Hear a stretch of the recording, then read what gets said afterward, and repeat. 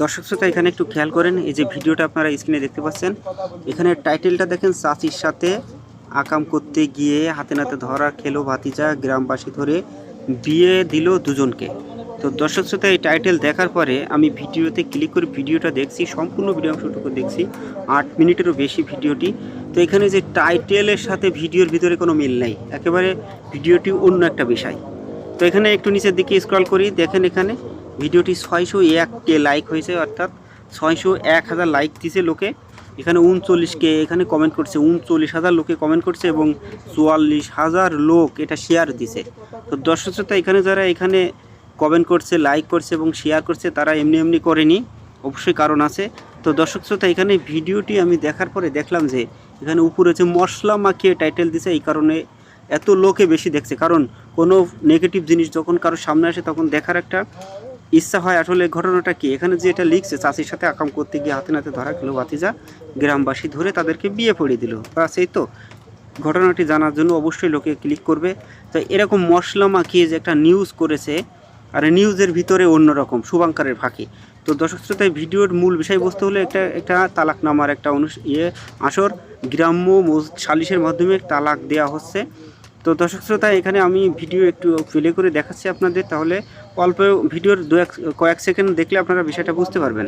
ভিডিওটা প্লে করছি।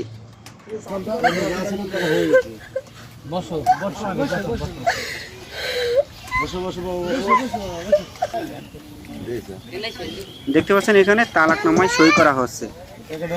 তো এখানে ভিডিওটি স্কিপ করে দিলাম, সম্পূর্ণ ভিডিও যদি আপনাদের সামনে আসে আপনারা ভিডিওটি দেখে নেবেন। তো এখন আসুন কমেন্টগুলো একটু পড়ি, কে কী কমেন্ট করছে এখানে। তো এই কমেন্ট বক্সের উপরে ক্লিক দিলাম। তো দেওয়ার পরে এখানে দেখতে পাচ্ছেন যে মোহাম্মদ জসিমউদ্দিন চা কই, অর্থাৎ তিনি বিশ্বাস করে নিয়েছে ঘটনাটি যে ভাতিজা হয়তো চাচির সাথে সম্পর্ক করেছে, তার কারণে এরকম একটা হয়েছে। কিন্তু এটা সম্পূর্ণ একটা মিথ্যা কথা এবং মশলা দিয়ে শিরোনাম লেখার কারণে লোকে এটা কিন্তু বিশ্বাস করছে। তারপরে নিচে দেখেন একজন লিখেছেন স্বপ্নীল অনন্ত, ডিভোর্স জিনিসটা খুবই কষ্টকর। তারপরে এখানে আরেকজন লিখছে আমির উদ্দিন, আল্লাহ সবাইকে বোঝার তৌফিক দান করুন। এটা আরেকজন লিখছে মোহাম্মদ সুজন ইসলাম, এটা তালাক হয়েছে। তারপরে লিখেছে প্রত্যেক মানুষ তার কৃতকর্মের ফল ভোগ করবে নিশ্চয়ই। তো এইভাবে 39,000 কমেন্ট এখানে হয়ে গেছে। অনেকেই ভিডিওটির সম্পর্কে নেগেটিভ মন্তব্য করেছে, অনেকে পজিটিভ মন্তব্য করেছে। তো যাই হোক দর্শক শ্রোতা, এই হলো বর্তমান সমাজের অবস্থা। এমন একটা মশলা লাগিয়ে এখানে টাইটেল দিয়ে ভিডিওটি দিয়েছে যে কোনো লোক এই ঘটনাটি জানার জন্য বাধ্য হয়ে ক্লিক করবে, আর ক্লিক করলে অবশ্যই এখানে ভিউজের সংখ্যা বাড়বে।